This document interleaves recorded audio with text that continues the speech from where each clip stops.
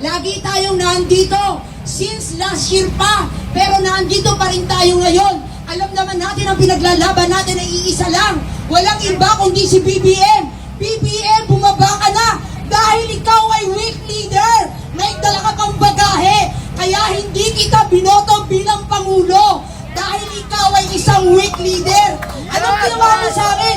Nilulugpang pa kami sa kumuloy ng kahirapan. Bakit hindi ka pa bumaba?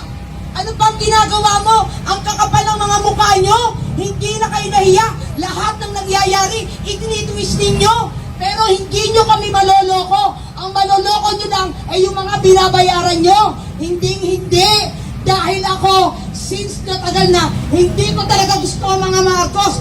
Ni isa wala akong gusto sa mga Marcos. Dahil lagi ko tinatandaan ang sinabi ni Pangulong dating presidente na si Tatay Digong. Huwag basta ako. Sinabi ko sa inyo yan. Weak leader. So anong ginawa nyo? Pinabayaan nyo pa. Pinaupo nyo pa sa Malacanang. Hindi ba nyo ba naisip yung sinabi ni Pangulong Duterte? Basta ako. Hindi ako nagkulang sa inyo. Pero binoto pa rin. So ngayon, ano nangyari? Diba tama si Tatay Digong? Ayan, nangyayari na. Ano nangyayari na? 3 years pa lang ha. Sa 3 years na yan, ang dami ng mga hindi magandang nangyayari sa bayan natin. Bakit ngayon? Nandiyan pa rin kayo. Bumaba kayo, lalo ka na si Tambaluslos at si Saldi ko ha. Huwag kayong ganyan dyan. Kasi kayong lahat ay magkakasagwak. Kayo ang punong dulo. Kung hindi nyo pinirmahan, yung mga gaan ng year 2025, hindi magyayari yan. Tapos sasabihin nyo, wala kayong alam. Bakit wala kayong alam? Naging Pangulo ka pa. Ikaw, Bongbong Marcos, lahat ng sinasabi ng mga nakapaligid sa iyo at yung mga gabinete mo, pag nagkamali yan, pagkakamali mo na rin yan. Acknowledge na natin, mga kababayan, nandito po sa ating hanay ang dating political advisor ni Pangulong Duterte, si dating Congressman Gene Paras, at kasama niya si Attorney Manny Luna at retired Police Colonel Contabay.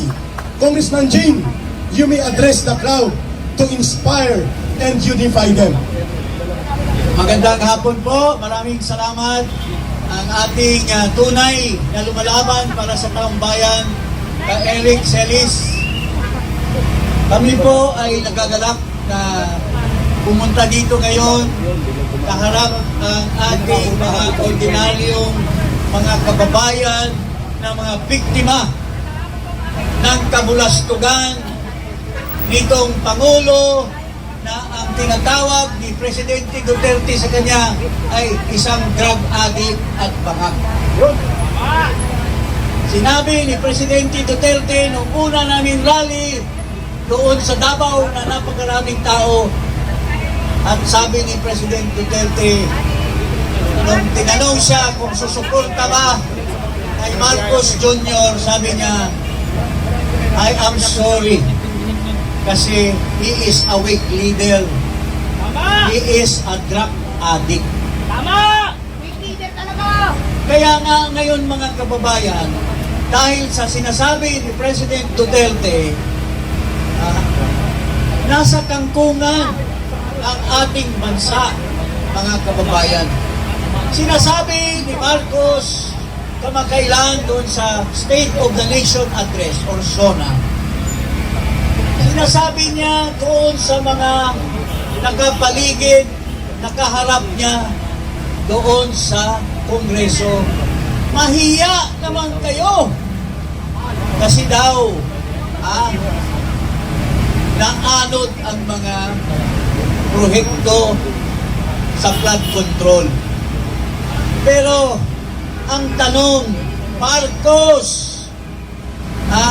bakit mo kinakaila at sila ang pinagbintangan mo na ikaw naman ang mastermind sa korupsyon ng buong Pilipinas?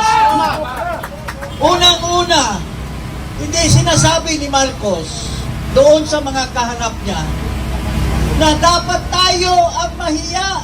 Hindi kayo, tayong mga pagkasabwat ang mahiya.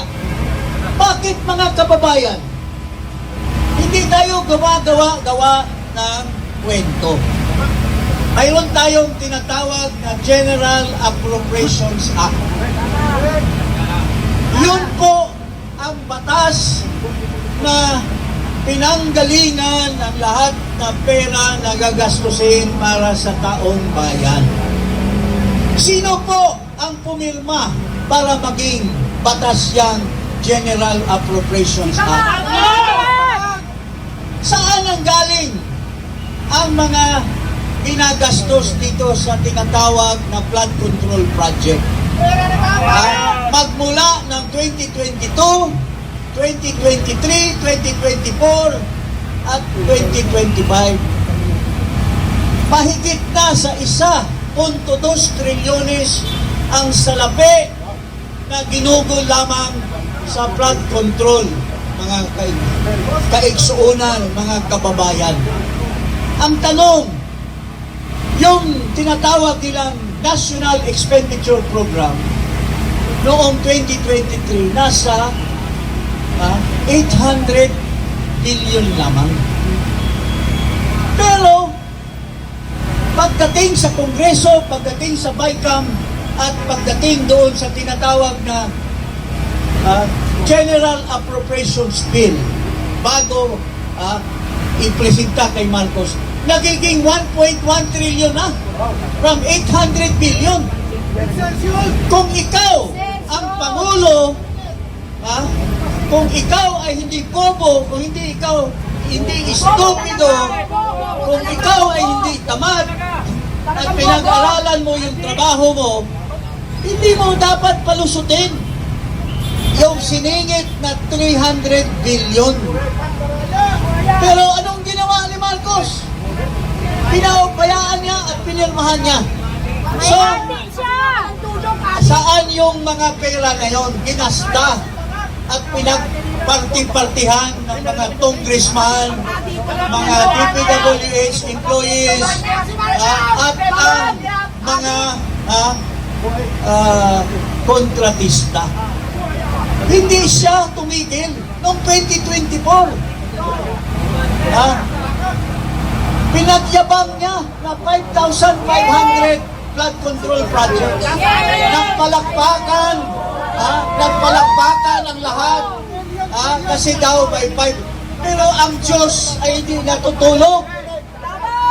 Pinaulan, pinabaha, at walang 5,500 projects ang naiwan.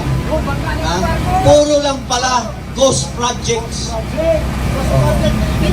Pero noong 2025, sinabihan na siya na ang BICAM puro blanco. Pero pagdating sa General Appropriations Bill, pinagyabang niya na re-reviewin, pero pinirmahan pa rin niya.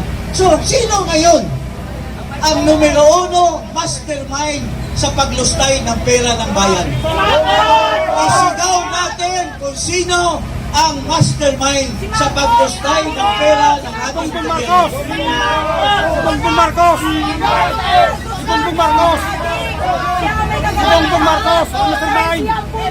So, mga kababayan, isa lang ang sigaw ng taong bayan: Marcos alis dyan! Isa lang ang sigaw, at hindi lamang ito ang rally ngayon, itong Black Friday. Tuloy-tuloy na! Tuloy-tuloy na ito! Walang uwian! Walang pili.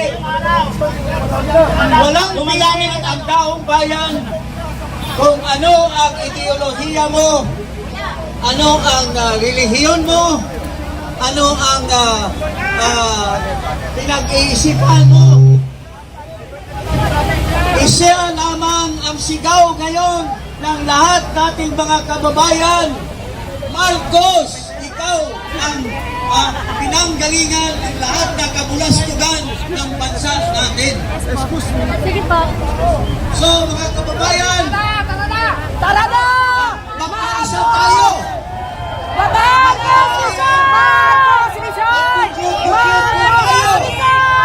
Mga kababayan, isa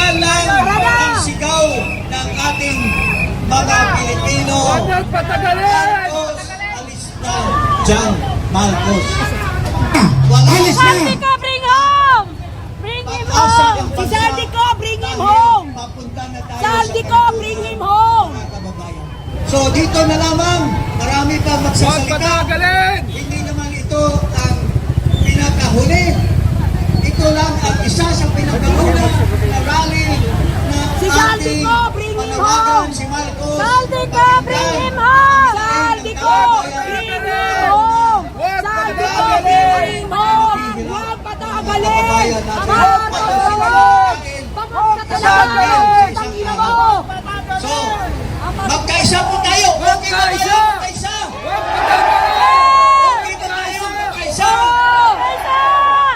Anong sigaw ng bayan ngayon? Marcos Awistan! Tayo po ay nananawagan sa ating mga kapisan, sa ating mga sultano,